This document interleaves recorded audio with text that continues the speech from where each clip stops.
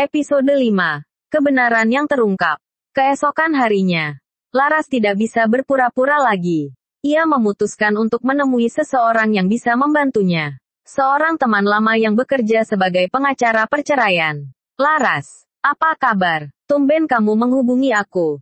Sapa Dinda, sahabat lamanya. Laras mencoba tersenyum. Tetapi senyumnya tidak sampai ke mata. Aku butuh bantuanmu, Din. Aku ingin tahu. Bagaimana prosedur perceraian? Dinda terkejut. Kamu yakin? Apa Adrian? Laras mengangguk. Aku punya bukti perselingkuhannya. Aku butuh saran. Dinda menarik napas panjang. Baiklah. Kita bahas ini lebih lanjut. Tapi Laras, pastikan kamu benar-benar siap dengan konsekuensinya. Di sisi lain, Adrian merasa ada yang berubah dari Laras. Senyumnya tidak sama. Tatapannya lebih dingin. Ia merasakan sesuatu yang tidak beres. Dan malam itu, ketika ia melihat ponselnya, ada pesan dari nomor tak dikenal. Kau pikir bisa lolos begitu saja? Siap-siap kehilangan segalanya, Adrian. Laras tidak lagi bisa berpura-pura. Setelah menemukan bukti perselingkuhan Adrian dengan Nadine, ia merasa dunianya runtuh. Namun, daripada menangis dan meratap, ia memilih untuk bersikap dingin. Pagi itu, Laras tetap menyiapkan sarapan seperti biasa. Namun, kali ini tanpa senyuman, tanpa obrolan hangat. Ia hanya diam, sibuk dengan pikirannya sendiri. Adrian yang baru turun dari kamar memperhatikan perubahan ini. Kamu nggak apa-apa? Tanya Adrian. Mencoba terdengar peduli. Laras hanya menoleh sekilas dan mengangguk. Aku baik-baik saja. Tapi tatapan matanya dingin. Adrian merasakan sesuatu yang janggal. Tapi ia tidak berani bertanya lebih jauh. Ia terlalu sibuk dengan pikirannya sendiri. Tentang pertemuannya dengan Nadine. Tentang ancaman pesan misterius yang diterimanya tadi malam. Saat Laras mencuci piring, ponsel Adrian yang tertinggal di meja berbunyi.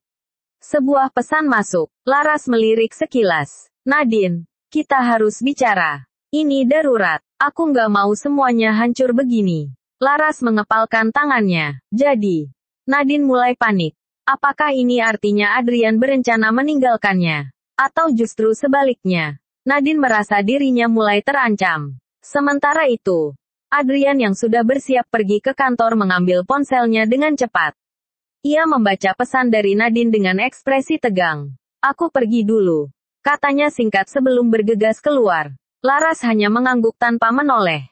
Di kantor, Adrian menemui Nadine di ruangannya. Wajah Nadine penuh kekhawatiran. Seseorang tahu tentang kita, Adrian. Aku dapat pesan dari nomor tak dikenal. Mereka bilang aku harus berhati-hati. Apa kamu juga dapat? Adrian terdiam sejenak, mengingat pesan mengancam yang ia terima tadi malam. Aku juga dapat, jawabnya. Aku nggak tahu siapa. Tapi ini bukan kebetulan. Kita harus hati-hati. Nadine menggigit bibirnya. Wajahnya terlihat cemas. Jangan bilang ini Laras. Adrian menggeleng. Dia nggak tahu apa-apa. Atau, setidaknya aku harap begitu. Namun jauh di lubuk hatinya, Adrian mulai merasa ragu. Laras tidak pernah sekaku ini sebelumnya. Apakah mungkin ia sudah tahu lebih banyak dari yang ia perlihatkan? Di rumah, Laras duduk di depan laptopnya. Membuka folder yang berisi semua bukti perselingkuhan Adrian. Ia sudah memiliki cukup bukti untuk menjatuhkan suaminya. Dan ia siap untuk melangkah lebih jauh. Laras menatap layar ponselnya dengan mata penuh kemarahan. Pesan misterius yang diterima Adrian tadi malam jelas bukan darinya. Tetapi ia tahu, ada seseorang di luar sana yang juga mengetahui rahasia suaminya. Siapapun itu, mereka memiliki kepentingan sendiri. Sementara itu, Adrian mulai gelisah. Ia mencoba mencari tahu siapa yang mengirim pesan itu. Tetapi hasilnya nihil. Nadine juga merasa cemas. Adrian, kamu yakin tidak ada yang mengikuti kita malam itu? Tanyanya saat mereka bertemu diam-diam di kantor. Adrian menggeleng. Tidak ada, aku sudah pastikan. Tapi seseorang jelas tahu. Nadine menggigit bibirnya. Kita harus hati-hati. Aku tidak mau kehilangan semua ini. Di sisi lain, Laras memutuskan untuk bergerak lebih jauh.